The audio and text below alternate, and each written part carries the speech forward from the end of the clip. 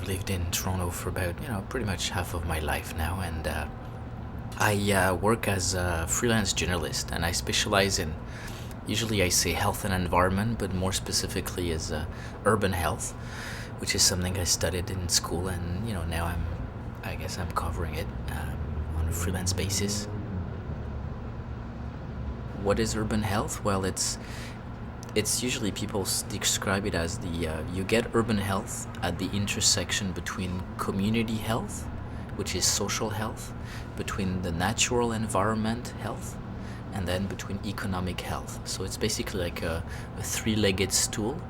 You have to have each of them, the natural environment, the social environment, and the economic environment, and also the built environment together to have a healthy place where people can live.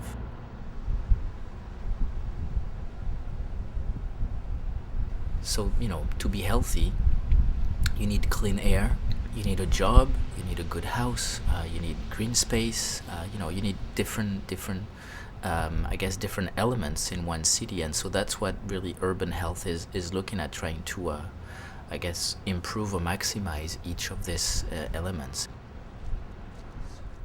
And so in this park, what's interesting is, which is Grange Park, is so the different uses and the different people that go there. But lately there's been the whole issue of buildings around it and trying to keep it an open space, because I think that in cities we're cut off from the natural environment and the natural cycles and the sky and so on. So it's important to have green spaces, but also sight lines, being able to see. And right now, unfortunately, I think this park is becoming closed up by buildings being built around it.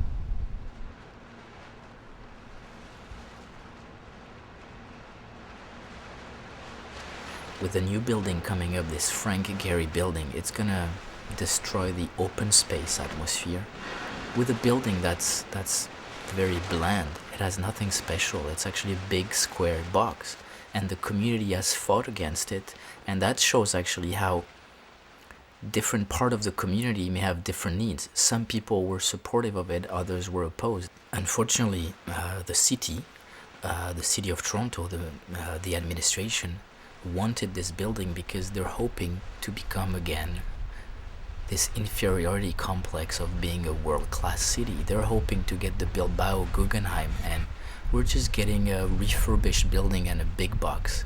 And I usually say, Toronto has a beautiful people architecture, and it should, as opposed to having a beautiful building architecture, and so it should rely on its strength as opposed to trying to be something it's not. And this comes in addition to the OCAD building, which is another big building right next to it, which basically is like a big container. It's a big shipping container with corrugated metal on stilts, and I don't think it's particularly appealing. In my opinion, instead of building this big sort of box at the AGO, what the city could have done is actually transferring the AGO onto the waterfront, because they're expanding the East Bay front, and give Frank Gehry the space and the money to build a beautiful museum gallery that would have shown on the Toronto skyline. They could have used this space as a City of Toronto history museum. They're actually talking about a Humanitas museum. And right now the park needs some maintenance, some fixing up, but there's also a plan to so-called revitalize the park, and they basically want to put flower beds and public art in the park. They want to turn it into a tourist park, while this is a living park for people. Unfortunately, the city just want to turn it into put it under a glass display case for tourists and say, oh, look how beautiful our city is. And yet it is already beautiful the way it is.